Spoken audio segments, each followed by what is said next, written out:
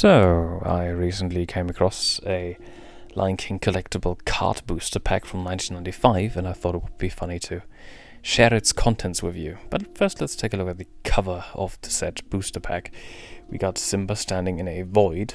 Above him, you can see the Lion King in the font that it is normally being displayed at least if we're talking about the 1994 movie. Beneath the title, we got the French, German, Italian, Dutch, and Spanish translations of the same title, and the information that this booster pack contains 8 cards. Within the actual booster pack, we'll find, or at least the first thing that I got was actually a Simba card. And initially I thought on the backside of it we got Scar choking, I think Shenzi that is. More on that later, because that's not quite what is actually on the back of this card. What I was trying to do here was figuring out whether or not these were like stickers or something, because I legitimately did not know what these were. They're just kind of cards.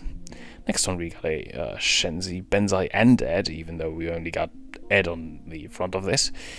But on the back of it, we do find all 3 hyenas assembled to scare our favorite main protagonists. Next up, we got a Sarabi, who is number 47, although I doubt that she is a professional assassin. We also got a bit of tear on the card there, because of how long they had been in this package. That was over 30 years, and so some of the paint, some of the ink must have rubbed off. Anyhow, next time we got Nala, but this time it's a card that actually gives you a small description of the character itself in all of the languages that were previously mentioned as I was describing the front of the booster pack. On the back side we got Simba and Nala just kind of looking at each other. Next up we got another descriptive card, this time for Zazu, and once again in all of the previously mentioned languages. And on the back side of it we got Zazu colliding with a rhino's ass. Brilliant. Next up we got a Sarabi card, which is stuck together, or was stuck together for a few seconds there, with a upcoming Nala card. And on the back side of this little card, which, like, I love these little holographic, the little holographic lettering on the front side.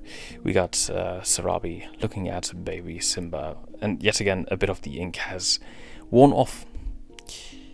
Next up we got a Nala card, and that one kind of reminded me of the fact that, oh yeah, I already drew a Nala card of sorts. This time around, however, there's just Nala again on the backside of it, instead of the previously mentioned Nala card which I had, which contained information about her. But there it is, the previous one. But on this backside we got another scene, whereas on the other one we just had her name and nothing else, whereas the previous Nala card contained information of her as well. So these are the 2 kinds of cards you could get in this pack. Last but not least, I realized that, oh my god, actually the Simba card does not have Scar choking someone on the back of it, because actually that was another Scar card that was stuck together with the Simba card, and that was the back of the Scar card that contained Scar choking Shenzi. And last but not least, we got the actual back of the Simba card, which is, well, Simba and Nala being flung into the air by giraffes.